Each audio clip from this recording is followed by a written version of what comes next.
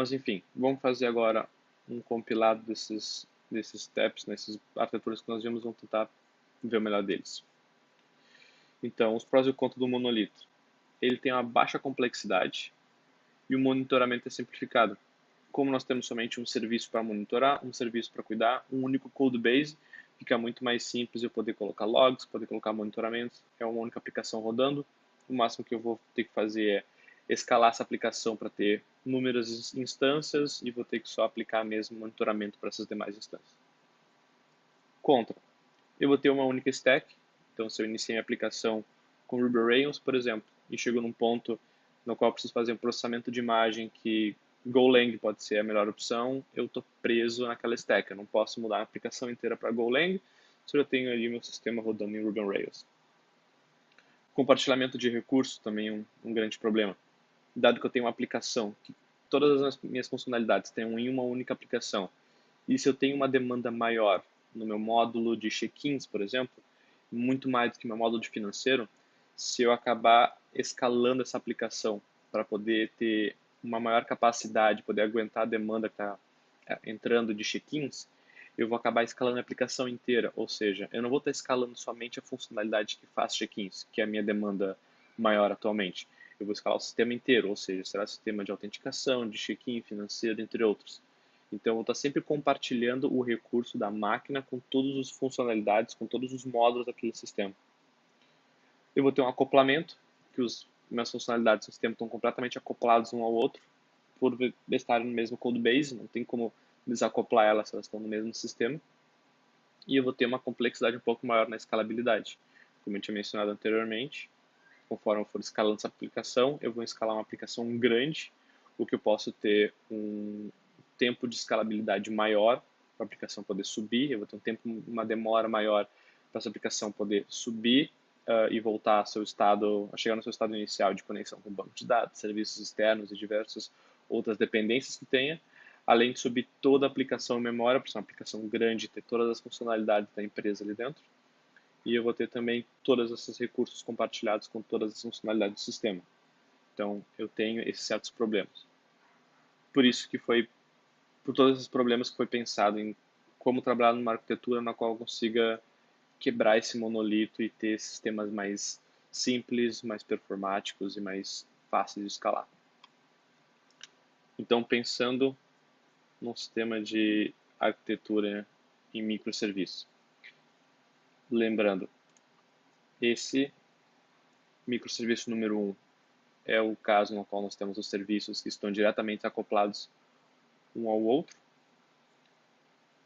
Então, nesse caso, de comunicação direta entre os microserviços, vantagens. Nós vamos ter uma stack dinâmica, então eu posso ter microserviços que trabalham com Node.js, outros com Python, outros com Go, com Elixir, diversas tecnologias, de acordo com a necessidade para cada serviço, para cada funcionalidade especificamente.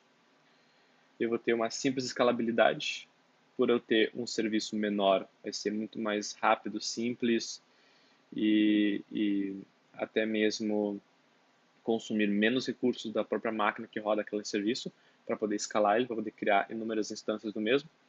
Então, dado aquele exemplo que eu tinha dado anteriormente, que eu tenho um sistema que ele tem uma grande demanda de check-ins e eu preciso aumentar a minha capacidade de receber check-ins, eu posso no serviço de check-ins aumentar o número de instâncias para receber mais requests, de poder lidar de uma forma mais rápida e simples com esses requests, e não necessariamente eu preciso mexer no meu serviço de autenticação ou no meu serviço de pagamentos, por exemplo.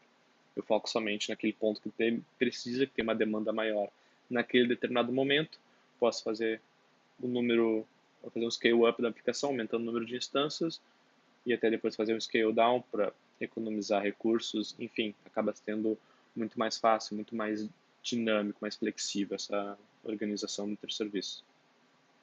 Contra, eu ainda vou ter acoplamento, porque eu ainda vou ter um serviço tendo uma comunicação direta com outro serviço, o que faz com que um serviço tenha uma dependência direta do outro. Se um serviço está fora do ar, esse serviço que tem ele como dependência vai acabar quebrando. Então, se eu tiver um serviço de check-ins que está lá e depende diretamente do serviço de autenticação, esse serviço de autenticação estando fora do ar, o meu serviço de check-in vai estar lá, vai estar rodando, mas vai estar estourando sempre erro, porque ele vai estar dependendo de um serviço que vai estar offline.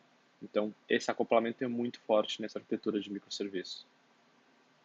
E tem um monitoramento mais complexo.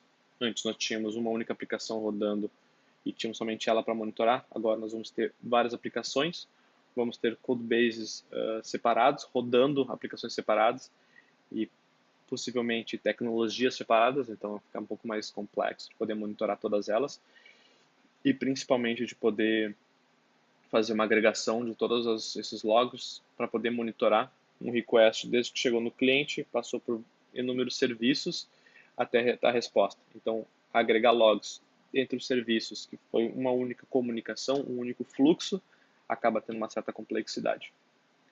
E o provisionamento pode ser mais complexo também. Então, por eu ter vários serviços rodando agora, acaba sendo muito mais complexo provisionar isso. Então, geralmente é utilizado Kubernetes para poder subir uma instância em Docker para cada instância de serviço e um Docker Image para cada serviço. Então, eu vou ter uma certa complexidade que antes eu podia ter uma única máquina rodando um Vagrant, por exemplo, rodando um Chef para ser provisionado.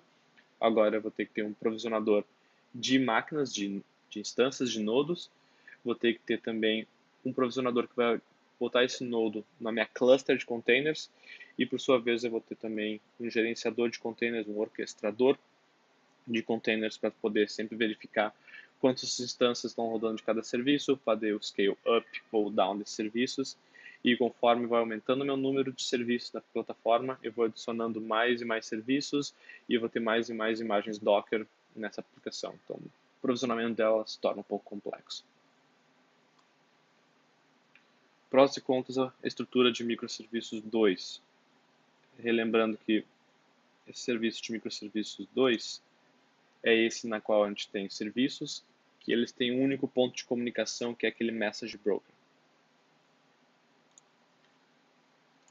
Então, esse message broker, vantagens. A gente vai continuar tendo a stack dinâmica, a gente vai continuar tendo uma simples escalabilidade e agora nós vamos ganhar o desacoplamento.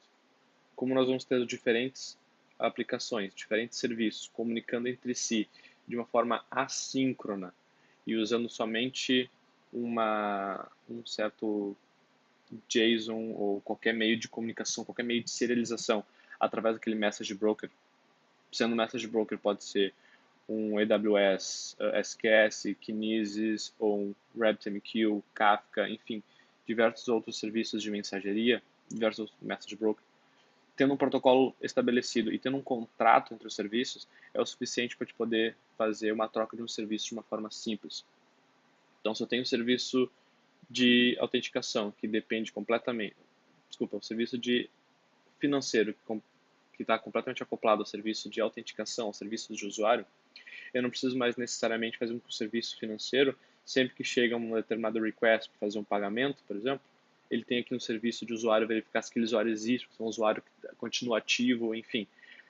Dessa forma, a gente vai ter uma maneira muito mais reativa do que proativa, no qual, sempre que houver uma alteração, um usuário que se tornou ativo, se tornou desativado, um usuário que entrou no sistema, esse serviço responsável por fazer o gerenciamento dos usuários vai fazer sua determinada operação, guardar o usuário no banco de dados, fazer a função que tem que ser feita. No momento que ele concluir a sua operação, ele vai colocar uma mensagem naquele message broker, que vai fazer um broadcast para todos os outros serviços interessados em ouvir mensagens sobre usuários, vão poder receber a mensagem e vão poder processar sobre ela. Então, esse serviço financeiro, serviço de cobrança, por exemplo, pode ficar sempre escutando mensagem para o usuário. No momento que um usuário entrou no sistema ou ele sofreu uma alteração, ele vai receber todas as mensagens que esse serviço provê e com essas mensagens vai poder pegar e processar. O usuário X agora se tornou inativo ou o usuário Y acabou de entrar no sistema, então ele pode preparar a sua base de dados, ele pode preparar todo o seu mecanismo, todo o seu estado interno para quando chegar uma determinada request pedindo para cadastrar um cartão de crédito, fazer uma determinada cobrança para um usuário específico, ele já tem a informação de quem é aquele usuário, de como efetuar a cobrança e como fazer o seu procedimento. Então, esse é um meio que trabalha com os dois serviços que possuem essa informação e eles vão estar completamente desacoplados entre eles. No momento em que esse serviço de usuários estiver offline, e chegar uma request de cobrança para aquele serviço financeiro, não importa se o serviço do usuário está funcionando ou não, vai estar online ou offline naquele momento. Como ele já foi processado aquela mensagem sobre aquele determinado usuário, aquele serviço de requests de tratamento financeiro já vai ter aquela informação ali local naquele exato momento e já vai conseguir fazer determinada operação. Então não vai ter nenhum problema de o serviço estar down porque o outro, a sua dependência, está offline naquele momento. Então isso faz com que tenha o desacoplamento total entre os serviços. Porém, o contra desse microserviço, o monitoramento se torna mais complexo. Eu diria que é ainda mais complexo que outro mecanismo de serviço, de microserviço, porque agora eu não só tenho uma comunicação entre serviços diretamente, como tenho um message broker entre cada serviço. Eu vou ter, por exemplo, um pulo a mais de comunicação. Antes eu tinha o serviço A comunicando com o serviço B diretamente. Agora eu tenho o serviço A que produziu uma mensagem para um message broker.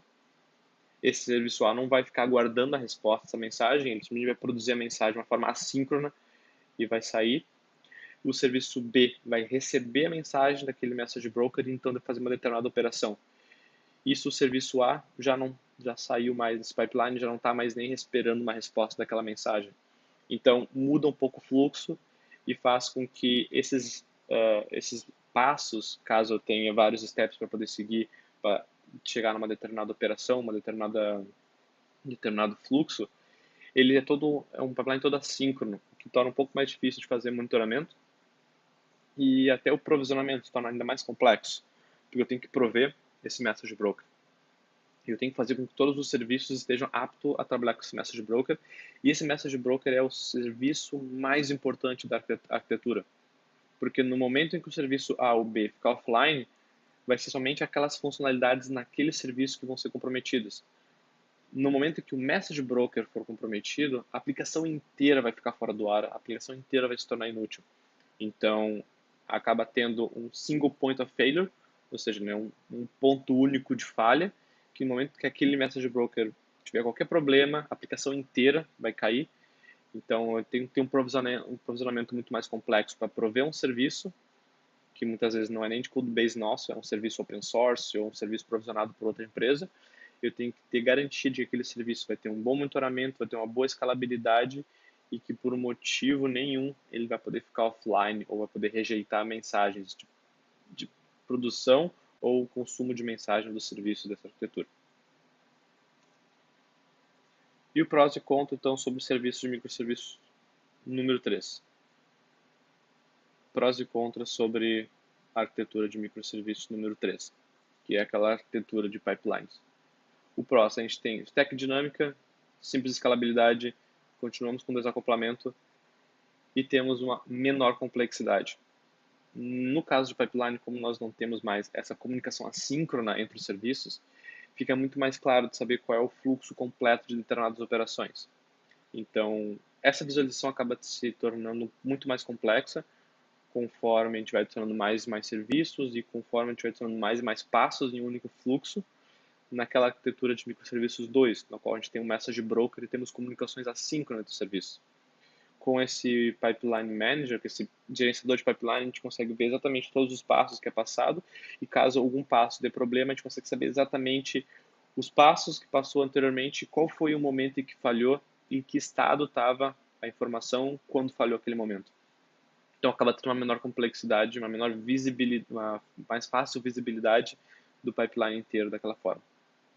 O contra é que o provisionamento se torna tão complexo quanto o outro serviço, a arquitetura de microserviços 2, porque eu ainda tenho que prover uma certa manutenção, uma certa monitoramento e todo um cuidado para ter o gerenciamento de escalabilidade desse meu gerenciador de pipeline. Ele tem que estar sempre online, sempre funcionando normalmente, porque no momento que ele falhar, minha aplicação inteira falha, é o mesmo single point of failure que a gente tem naquele template, aquele exemplo de microserviços número 2. A plataforma inteira depende do gerenciador de pipeline.